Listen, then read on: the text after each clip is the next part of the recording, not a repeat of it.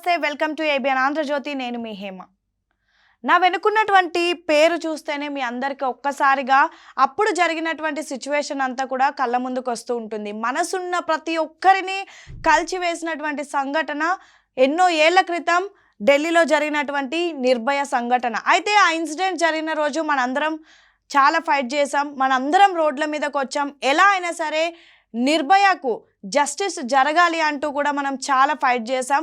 అదంతా కూడా కొన్నేళ్ల తర్వాత జరిగింది, నిర్భయకు జస్టిస్ దొరికింది. కానీ అలాంటి సంఘటన మరొకసారి జరగకూడదు, ఇలాంటి సిచ్యువేషన్ ఏ పేరెంట్స్కి రాకూడదు, ఆ బాధ ఏ అమ్మాయి కూడా భరించకూడదు అంటూ ప్రతి ఒక్కరు కూడా ప్రార్థించారు. కానీ అలాంటి సంఘటనలు స్టిల్ ఇంకా ఎక్కడో ఒక దగ్గర కొనసాగుతున్నాయి.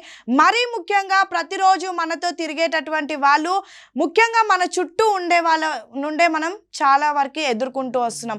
ఈరోజు నేను మీకు అలాంటి ఒక సంఘటనే మళ్ళీ చెప్పబోతున్నాను. కోల్కతాలో ఆగస్టు 9వ తారీఖు జరిగినటువంటి సిచ్యువేషన్ చూస్తే ఒక్కసారిగా ప్రతి ఒక్కరికి కూడా ఒళ్ళు గుగ్గురు పరుస్తుందనే చెప్పుకోవచ్చు. అసలు ఇంతటి దారుణమైన మనుషులు ఉంటారా?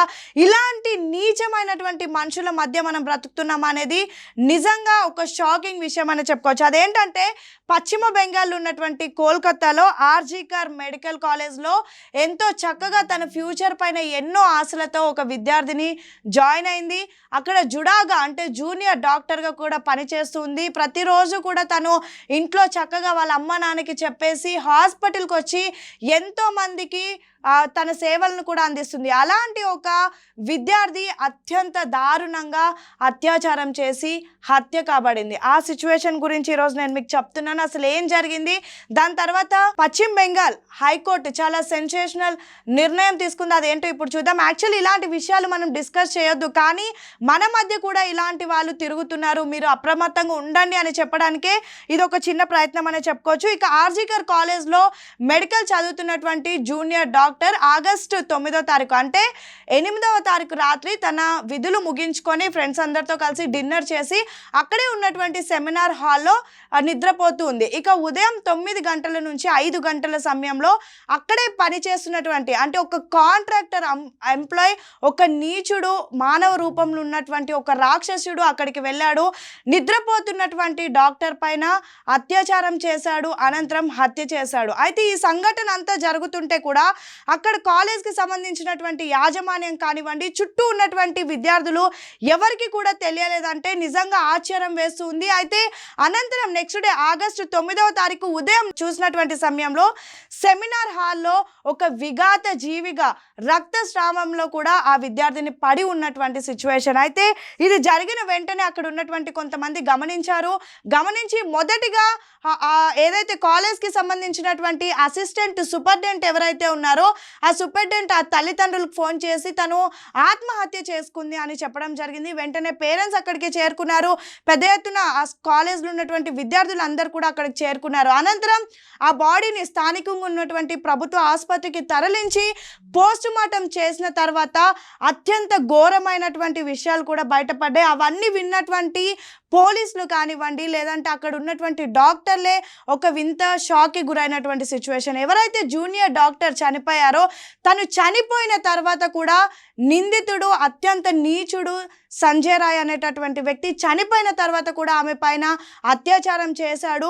కడుపు నుంచి ఎడమ చెయ్యి, కుడి చెయ్యి, కాలు మొత్తం ఒళ్ళు భాగం మొత్తం కూడా చాలా హూనంగా మొత్తం కూడా దెబ్బలతో నిండిపోయినటువంటి సిచ్యువేషన్. కళ్ళ నుంచి ముఖ్యంగా ప్రైవేట్ పార్ట్స్ నుంచి కూడా అత్యంత ఘోరంగా రక్తస్రావం జరుగుతుందని, చాలా ఘోరమైనటువంటి సిచ్యువేషన్లో తను చనిపోయిందంటూ కూడా వెల్లడించినటువంటి పరిస్థితి. అయితే ఇదంతా జరిగినా కూడా అక్కడ ఉన్నటువంటి ఎవరు చూడకపోవడం, నెక్స్ట్ డే వరకు తెలియకపోవడం కూడా అక్కడ ఉన్నటువంటి వ్యక్తులందరూ కూడా ఒక వింతగా ఆశ్చర్యానికి గురి చేసిందని చెప్పుకోవచ్చు. ఇక సంఘటన జరిగిన తర్వాత మొదటగా ఇది ఆత్మహత్యగా అక్కడ ఉన్నటువంటి వైద్యులు, అక్కడ ఉన్నటువంటి మేనేజ్మెంట్ వాళ్ళ పేరెంట్స్కి చెప్పారు. అనంతరం పోస్ట్ మార్టం రిపోర్ట్లో భయంకరమైనటువంటి నిజాలు బయటకు వచ్చిన తర్వాత కేసు నమోదు చేసి దర్యాప్తు చేసినటువంటి సమయంలో పోలీసులు అక్కడ ఉన్నటువంటి సీసీ కెమెరాస్ని మొత్తాన్ని కూడా వెతికారు. అలాంటి సమయంలో ఎంత ట్రై చేసినా కూడా నిందితుడు ఎవరు, అసలు ఏం జరిగింది అనేది తెలియకుండా పోయింది. కానీ మనం ప్రతిరోజు పాటలు వినడానికి కానివ్వండి, లేదంటే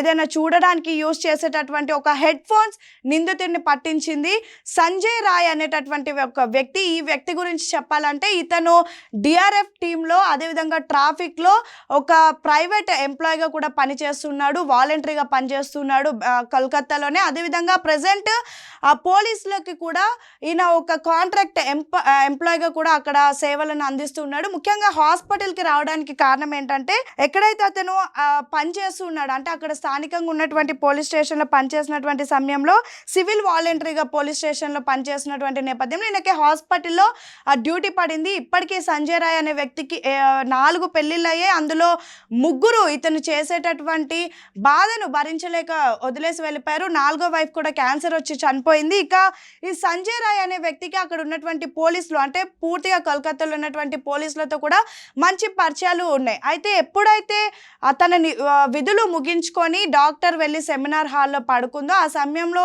చూసినటువంటి కిరాతకుడు మొదటగా వెళ్ళి తనని బలవంతంగా అత్యాచారం చేయడం, అనంతరం తను వాయిస్ ఎక్కడ బయటకి వస్తుందో ఎక్కడ అరుస్తే అందరు లేచిపోతారని చెప్పేసి తల తీసుకొని వెళ్ళి గోడ కానించి ముక్కు మూసేసి పీక పట్టి పిసికి తనని చంపేసినటువంటి సిచ్యువేషన్. చంపేసిన తర్వాత కూడా అనేక మార్లు తన పైన అత్యాచారం చేశారంటూ కూడా పోస్ట్ మార్టం రిపోర్ట్ బయటకు వచ్చింది. ఇదంతా వింటేనే మనకి ఎంత దారుణంగా అనిపిస్తుంది. నిజంగా బేర్ చేసినటువంటి సమయంలో తను ఎన్ని కష్టాలు పడిందో, ఎంత నరక వేదన అనుభవించిందో అర్థమవుతుంది. ఇక అక్కడికి వెళ్ళి అనంతరం తను ఇదంతా జరిగిన తర్వాత ఉదయం 5 గంటల సమయంలో హాస్పిటల్ నుంచి చక్కగా ఇంటికి వెళ్ళి ఇంతటి దారుణం చేసి కూడా హాయిగా నిద్రపోతూ ఉన్నాడు. పోలీసులు మొత్తం కూడా ఇన్వెస్టిగేషన్ చేస్తున్నారు. కనీసం ఇంతటి తప్పు చేశానని భయం కూడా లేదు, ఎటువంటి పశ్చాత్తాపం కూడా లేదు. అయితే మొత్తం సీసీ కెమెరాస్ చూసినటువంటి పోలీసులకు ఈ సంజయ్ రాయ్ అనే వ్యక్తి వెళ్ళేటప్పుడు చెవులో హెడ్ ఫోన్స్ పెట్టుకొని వెళ్ళాడు. అంటే హాస్పిటల్కి వచ్చినటువంటి సమయంలో రిటర్న్లో వెళ్ళేటప్పుడు తనకి హెడ్ ఫోన్స్ లేవు. ఆ హెడ్ ఫోన్స్ ఎక్కడైతే ఇన్సిడెంట్ జరిగిందో ఆ సెమినార్ హాల్లో దొరికాయి. సో ఇదంతా గమనించి పోలీసులకు డౌట్ వచ్చి వెంటనే సంజయ్ రాయ్ ఇంటికి వెళ్ళినటువంటి సమయంలో హ్యాపీగా నిద్రపోతున్నాడు. అతను ఎటువంటి భయం లేకుండా మొత్తం తన రూమ్ మొత్తం కూడా సర్చ్ చేసినటువంటి సమయంలో అక్కడ పోలీసులకు రక్తపుతో ఉన్నటువంటి బట్టలు, అదేవిధంగా రక్తపు మడుగులతో నిండిపోయినటువంటి షూస్ కూడా దొరికాయి. వెంటనే తనని అరెస్ట్ చేసి అదుపులోకి తీసుకుంటే ఎటువంటి భయం లేకుండా, ఎటువంటి గిల్టీ లేకుండా తను ఏకంగా అవసరమైతే నన్ను ఉరిశిక్ష వేయండి అంటూ కూడా ఎదురుగా పోలీసులకు సమాధానం చెప్పాడు. ఇదంతా చూసినటువంటి పోలీసులు కూడా ఒక విధంగా షాక్కి గురయ్యారు. అయితే ఎప్పుడైతే ఇన్సిడెంట్ జరిగిందో పెద్ద ఎత్తున కేవలం కలకత్తా, పశ్చిమ బెంగాల్లో ఉన్నటువంటి మహిళలే కాదు, యావత్ దేశంలో ఉన్నటువంటి మహిళలందరూ కూడా పెద్ద ఎత్తున ధర్నాలు చేస్తున్నారు. నో సేఫ్టీ నో డ్యూటీ అంటూ ఒక నిరసనను ప్రస్తుతం వ్యక్తం చేస్తున్నారు. ప్రస్తుతం దేశవ్యాప్తంగా కూడా ఈ నిరసన కొనసాగుతుంది. అయితే ఇదంతా జరిగింది పోలీసులు ఇన్వెస్టిగేషన్ అనేది ప్రాపర్గా చేయడం లేదు. సంజయ్ రాయ్కి పెద్ద ఎత్తున అతను ఆల్రెడీ సివిల్ ఎంప్లాయీగా పోలీస్ డిపార్ట్మెంట్లోనే పనిచేస్తున్నాడు కాబట్టి అతనితో పోలీసులకు పరిచయాలు ఉన్నాయి. ఈ పరిచయాలు కేసు పైన ఇన్ఫ్లుయెన్స్ చూపిస్తాయని ఈ కేసుని సిబిఐకి అప్పచెప్పాలి అంటూ పెద్ద ఎత్తున ధర్నాలు చేశారు. అయితే ఈరోజు కలకత్తా హైకోర్టు ఒక సంచలనమైనటువంటి తీర్పునిచ్చింది. కేసుని వెంటనే సిబిఐకి అప్పచెప్పుతున్నట్టు పూర్తిగా కేసుకి సంబంధించినటువంటి అన్ని ఎవిడెన్స్ కానివ్వండి, అన్ని ప్రాపర్ పేపర్ వర్క్ ఏదైతే ఉంటుందో అదంతా కూడా బుధవారం అంటే ఈరోజు ఉదయం 10 గంటల వరకు కూడా సిబిఐకి అప్పచెప్పాలి అంటూ కూడా కోర్టు ఆర్డర్స్ని పాస్ చేసింది. ప్రస్తుతం అందరూ నిరసన తెలిపినట్టుగానే ఈ కేసు సిబిఐకి అప్పచెప్పారు. ఇక మొత్తం కూడా ఇదంతా ఒకవైపు జరుగుతుంటే సెలబ్రిటీలు బాలీవుడ్, టాలీవుడ్ కానివ్వండి అందరూ కంగనా రనౌత్ లాంటి ఎంతో మంది కూడా దీనిపైన స్పందించారు. అయితే దీనికి ప్రస్తుతం జరుగుతున్నటువంటి సిచ్యువేషన్కి స్వాతంత్రం వచ్చిన అర్ధరాత్రి మహిళల స్వాతంత్రం కోసం అంటూ పెద్ద ఎత్తున ఈరోజు రాత్రి అంటే రేపు మనం 78th ఇండిపెండెంట్ డే జరుపుకుంటున్నాం కాబట్టి ఈరోజు రాత్రి పెద్ద ఎత్తున దేశవ్యాప్తంగా ఉన్నటువంటి అన్ని మెట్రోపాలిటన్ సిటీస్లో కూడా రాత్రి 11:55 పెద్ద ఎత్తున నిరసన కూడా తెలుపుతున్నారు. అయితే నిరసనలు అనేవి ప్రతి ఒక్కరం చేస్తూ ఉంటాం. నిర్భయ సిచ్యువేషన్ టైంలో కానివ్వండి, దిశ ఇన్సిడెంట్ టైంలో కానివ్వండి, ప్రతి ఒక్కరు కూడా కొవ్వొత్తులు పట్టుకొని రోడ్లపైనకి వచ్చారు. ఇలాంటి సంఘటనలు ఇంకొకసారి జరగకూడదని ఎన్నో ప్రార్థనలు చేశారు, ఎన్నో ధర్నాలు చేశారు, ఎంతో ఫైట్ చేశారు. కానీ స్టిల్ ఇలాంటి సిచ్యువేషన్స్ జరుగుతూ ఉన్నాయి.